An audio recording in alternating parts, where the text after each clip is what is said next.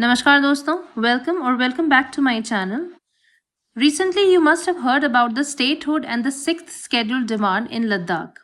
लद्दाख काफ़ी टाइम से ये प्रोटेस्ट हो रहा है. ले एंड कारगिल बेसिकली प्रोटेस्ट वहाँ पर ऑर्गेनाइज हो रहे हैं. It demands full statehood for Ladakh. Secondly the 6th schedule status. Third, a dedicated public service commission and 2 parliamentary seats for Ladakh. जो ये प्रोटेस्ट ऑर्गेनाइज हो रहे हैं ये जॉइंटली ऑर्गेनाइज हो रहे हैं Leh apex body that is LAB and the Kargil democratic alliance. They are protesting for the local land and the cultural rights. ये प्रोटेस्ट काफ़ी टाइम से चल रहा है एंड इट्स वे बैक जब से 2019 में जो JNK का लॉ इन्होंने क्रिएट किया था जिसमें जम्मू एंड कश्मीर का रीऑर्गेनाइजेशन एक्ट 2019 जिसमें लद्दाख का ट्रांजिशन बेसिकली एक यूटी में हो गया था. That is without a legislature. It was way back in 2019. यहाँ पे अभी जो है लद्दाख प्रोटेस्ट कर रहा है for a statehood, for a full statehood and for 6th schedule. अब इस पूरे प्रोटेस्ट में, इस पूरे न्यूज़ में जो 2 मेन इंपॉर्टेंट चीज़ें जो सामने आई हैं related to our polity, because we are focusing for our exam. News से ही हमें ये पता चलता है कि कौन से टॉपिक्स हमको अपने सिलेबस से कोरिलेट करके पढ़ने हैं. तो 2 चीज़ें जो सामने आई हैं वो एक तो है 6th schedule of Indian constitution and second thing is article 371. This is Article 371. So today, first we'll discuss what is 6th schedule of Indian Constitution. सबसे पहले हम देखेंगे कि it is enshrined under our Constitution under Article 244(2) and 275(1) here. And it is based on Bardolai Committee recommendation to safeguard tribal governance. Constitution established a unique autonomous administrative framework for tribal areas in 4th northeastern states. इस article के तहत constitution एक safeguard provide करता है for tribal governance, जहां पर autonomous administrative framework create किया जाता है पर्टिकुलरली इन 4 स्टेट्स में जो नॉर्थ ईस्टर्न स्टेट्स हैं.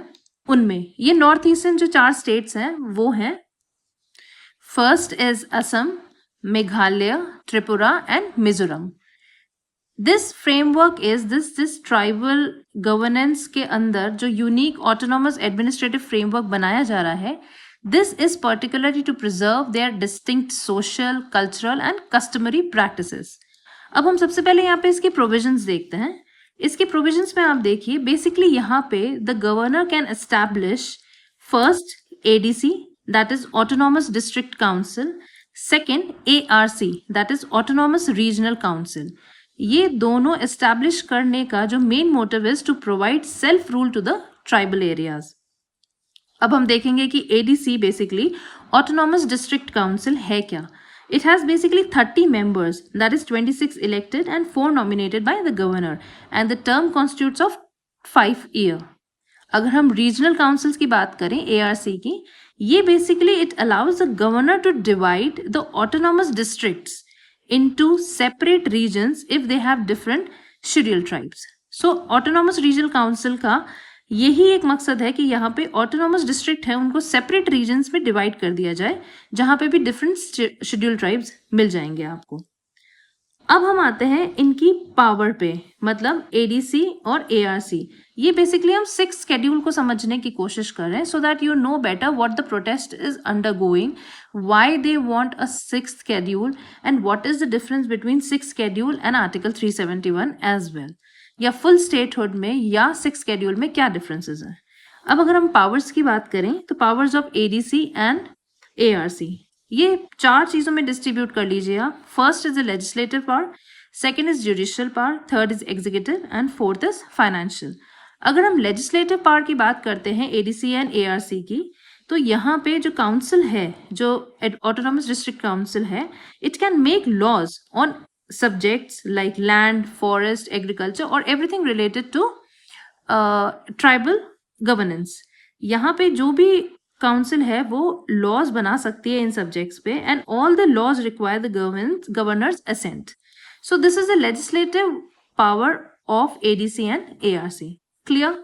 Now comes to the judicial power. अगर हम जुडिशियल पावर की बात करें तो जुडिशियल पावर में the council can establish the courts to try the cases that involving the ST.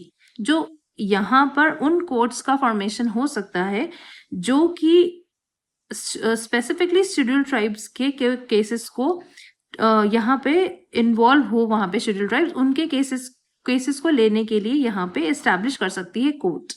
लेकिन यहाँ पे जो ये देखा जाएगा except for the serious crimes, इनके लिए नहीं। तो जुडिशियल पावर में एस्टैब्लिशमेंट ऑफ द कोर्ट्स आता है। अब आता है मैं एग्जीक्यूटिव पे। एग्जीक्यूटिव की बात करें, the council can set up and manage here market places, the schools and also the local infrastructure. जो लोकल चीजें हैं फॉर द ट्राइबल इम्प्रोवाइजेशन और द ट्राइबल गवर्नेंस, उन चीजों को एस्टैब्लिश करने का एग्जीक्यूटिव पावर है अंडर एडीसी एंड एआरसी। अब हम बात करते हैं फाइनेंशियल पावर्स की। फाइनेंशियल पावर्स में देखा जाए तो ADC and ARC can levy and collect the taxes, the tolls and the land revenue within their areas. जो भी उनके एरिया है उसमें ये टैक्सेस को कलेक्ट कर सकते हैं, लैंड रेवेन्यू को कलेक्ट कर सकते हैं। अब बात आती है कि इसका पर्पस क्या है, इस स्केड्यूल का, 6 स्केड्यूल का पर्पस क्या है। जो मेन मोटिव है, ये मोटिव है basically to protect the tribal identity. यहाँ पे नॉर्थ ईस्टर्न जो स्टेट्स मैंने आपको मेंशन किए, जिसमें असम, मेघालय, त्रिपुरा एंड मिजोरम है, उनकी ट्राइबल आइडेंटिटी को प्रोटेक्ट करने का इसका मेन पर्पस है। It also protects the tribal culture, the land, the socio culture, customary practices also have been protected under this schedule.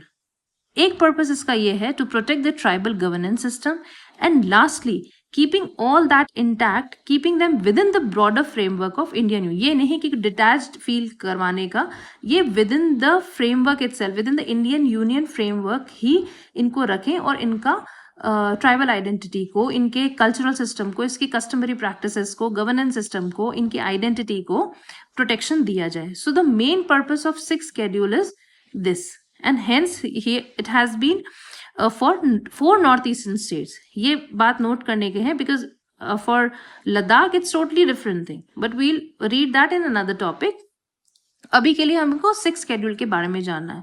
एक चीज मैं और आपको क्लियर बता देती हूँ कि एडीसी जो है, ऑटोनॉमस डिस्ट्रिक्ट काउंसिल जो है, ये tribal areas are basically organised into autonomous district.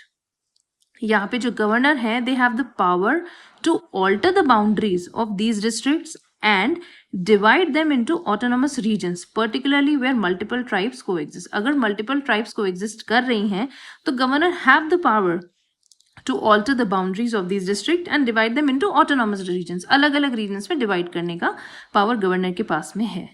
So this is all about the 6 schedule।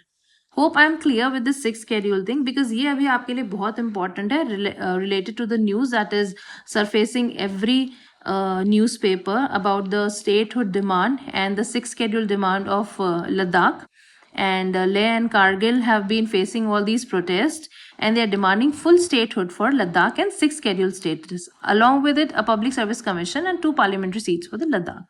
So this is what about the 6 schedule। So that's it guys, hope it's clear।